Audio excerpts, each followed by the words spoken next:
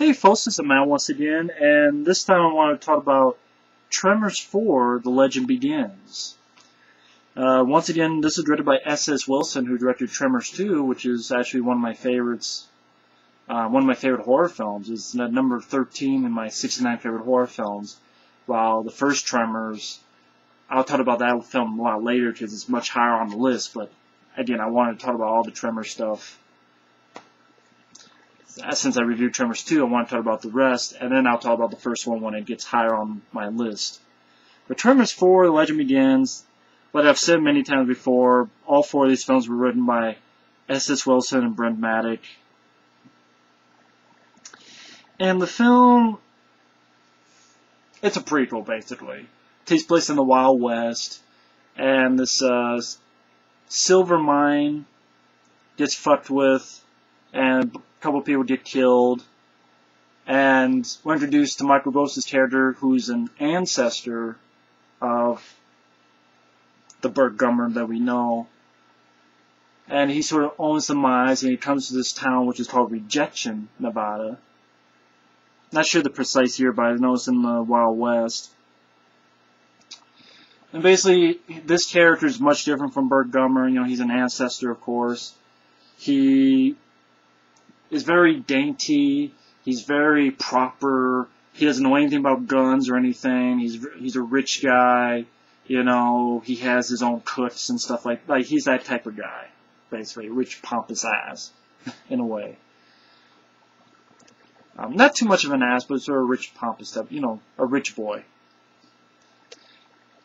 And you're introduced to these very lame ass characters that I did not give one fuck of an iota for. You have this Mexican guy who sort of worked at the mines, and he knows what happens. You have sort of this Asian family, a mom and dad and a little boy, who I guess are the ancestors of Victor Juan from the first film, and then whose daughter is in Tremors 3 in the TV show. And you have like a woman who sort of owns the hotel, and you have another guy, sort of a Native American type of guy. Very boring characters. Like, nothing. Like the Mexican guy, the only thing I really knew about him was that he loses his hat a lot. And he has to get a new hat. And, like, whoop-de-fucking-do, right? Just fairly forgettable dialogue. It's very boring. Distinct lack of action. I could really smell the low budget in this film.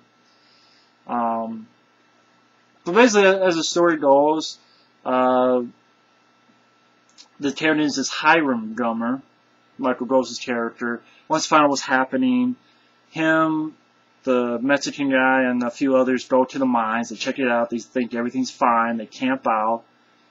Pretty much everybody but Michael Gross and the Mexican guy, everybody else gets killed by these little, like, flying graboids. Like, they're this small, and they shoot out and they fly like fucking, like hopping little fish.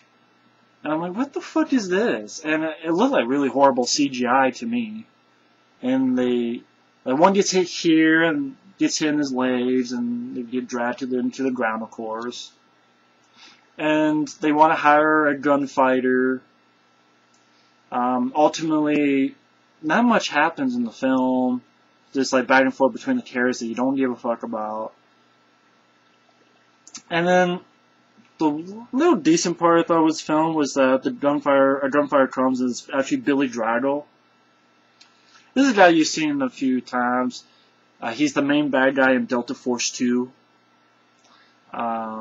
He was in the Untouchables. He was one of the bad guys in the Untouchables. I think he was the bad guy at the end of the Untouchables, where Kevin Costner, you know, is chasing after that guy, and I think he gets to the rooftop. I think that's Billy Drago. I haven't seen the Untouchables in a long time. But Billy Drago, if you know him, you've seen him. I remember from an X-Files episode called Thief. Solid character actor, and it was nice that he's sort of a gunfighter, but he's actually, you know, he's an alright type of guy. And this is sort of the guy who's going to sort of inspire Hiram Gummer and I guess his future descendants, you know, of Burt Gummer and stuff, because him, the messenger guy, Michael Gross, go off to find these creatures, and they get stuck in this place, and Billy Driver sort of teaches them how to shoot and teach them stuff like always be prepared, always, you know, he knows a lot about weapons, so he tells, you know, Michael Gross about weapons and how, you know, you always need to be prepared. You always need to know your weapon. You know, teach him how to shoot, that sort of thing. And that little bit with Billy Driver I thought was actually kind of decent. And I think some people like the film. I don't get it, but some people comment how there's not as much CGI as maybe Part 3 or even Part 2. Like when, you know, you have this old house, I should say, and the graboids, you know, it's snake-like tendrils grab the floorboards and pull each one out. And then it finally eats Billy Driver's character, and they get out of there. Michael Gross says it's finished. He hightails it, realizes shit's going down, buys a bunch of guns, go back, and they have sort of a decent finale where they take care of there's like 3 graboids. So like Michael Gross has this big old punt gun, it's called, blows the shit out, blows a big old hole through one graboid, and they kill the other graboids. Like one, he was the Native American guy was going to put a flag here if the state ever got a flag, and he has like this big saw, he puts it down, rains this, so that it goes boom, smacks, and I don't know, I guess it's kind of hard for me to imagine that you put a saw on the ground and a graboid comes in and it kills it. I don't know why. I'm sure it makes sense, but at the same time, it's kind of weird visualizing this big-ass fucking graboid and this little saw and, you know, killing it. Again, I'm sure, I say it's possible. Graboids are not real, but, I don't know, it's kind of like a weird image, like, okay. And like they made this big deal if they're gonna make this bomb, or like the Asian guy, he knows how to make firecrackers. Then they abandon it. Like they make sort of a big deal about it, and then they abandon it, and they put like a clamp on the graboid's tail, and they have like a railroad, like locomotive, and they rig it up so it gets pulled back and slams right into it. And like they made a big deal about, oh, you know, it relates to the first film, so like Hiram Gummer says he's going to stay there, and he's going to make a place over there, and there's going to be a basement. And I'm thinking, you're making such a big deal of this. Isn't me or in Tremors 1, didn't he say that him and Reba McEntire moved to perfection? Like I know he says a line like about how they're cut off, and he's like, that's why me and Heather moved here. You know, this is the perfect location. But that's why we established here. It's the perfect location. And I'm like, so what? They moved out, and then you know, Burt Gummer moved back in, or like in the first, like, you know what? I think about him, and you don't give a fuck about the little intricacies that it gets with perfection in modern time. You don't care about that sort of thing. In Tremors 1, you cared about the creatures, and you cared about Val and Earl. You know, in Part 2, I cared about those characters. Here, I don't give a fuck about any of these characters. They're one note. I think they're subpar actors, subpar to shitty actors. Michael Gross, I know he's playing a different character. It's in relation, but a different character. He does okay. And the ending, when I get the gist that, okay, we're in the Wild West, and, you know, we have old school weapons, and how the hell can we fight these things? I understand that. It's a decent little finale. It's decent. You have some practical creature effects, granted. But I was never a big fan of the Wild West location. Like, honestly, I'm not a big fan of Westerns. I think that's one thing. Once in a while, like Young Guns, or if it involves time travel, that doesn't really count because it's like modern people being involved. I don't know, it's like medieval times. You know, the Wild West is not a time period I'm interested in. Again, there are exceptions like Young Guns, the first one. but it's few and far in between. I'm not the biggest fan of Clint Eastwood westerns or John Wayne or anything. It just didn't appeal to me. I didn't grow up with them. You know, if I think of a time period, you know, I'll go back to the 70s if I felt it was the 70s, but you know. But anyway, I don't like prequels that much. One of the only prequels I like is Missing Action 2, and that's because it wasn't even meant to be a prequel. It's meant to be the first film. But I'm not a big fan of prequels, because you kind of know how they go to end. I'm not a big fan of films in the Wild West, because it's just not a period I'm interested in. No likable characters. Even Michael Gross, I thought he was okay. But, you know, I see him and go, well, fuck it, I just want to see Tremors 1 and 2 again. Well, I'll just see his Burt Gummer, even Tremors 3, even in the TV show.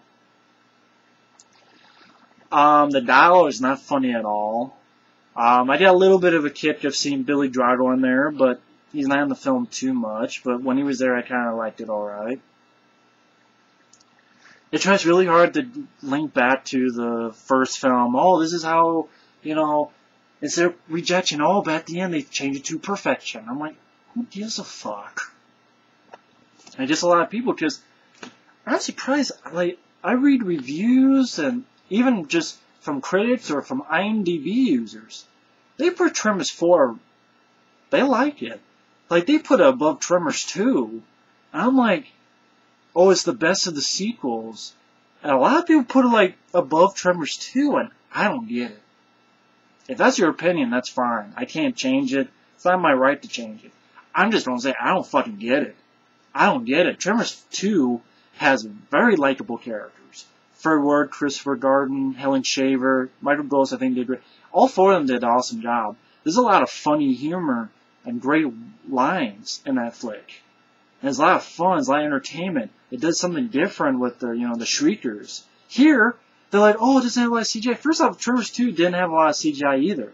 In little bits, and it was done well. And the reason you don't see a lot of CGI is that you don't see a lot of the fucking creatures. Like, you do see CGI when they're doing the little tadpole fucking flying fish type jumps. And you don't see much of that. And then, like, next time you see him pulling boards, and, you know, yeah, grabs Billy Drago, kills him. And it's a lack of action. The film is very boring. It's very, very, very, very boring movie. And you can very, very, very smell the low budget. So I don't get how Tremors 2 will get shit on. Like, people will put Tremors 4 above Tremors 2? I don't get it. Tremors 4 sucks. Sucks. Has a handful of decent moments, like decent ending when they're fighting it. A couple practical creature effects. You know, I like Billy Drago in the film. Michael Rose is okay. But it sucks. It's definitely, I think it's the worst of the series. I think it sucks. I think it's crap. And it's just very boring. It's not funny. Really no great characters at all. The dialogue is lame and blah. It's just not fun at all. So, Tremors 4 gets a good old suck my dick kind of approval. As in, the film can suck my dick. So, Tremors 4 can go fuck itself. Thanks for watching, and I'm probably going to give just a few thoughts on the TV series, just to end it off. And then, after that, down the road, I will talk about the first film, when it gets on my 69 favorite horror film list. But anyway, thanks for watching, and take care. Later.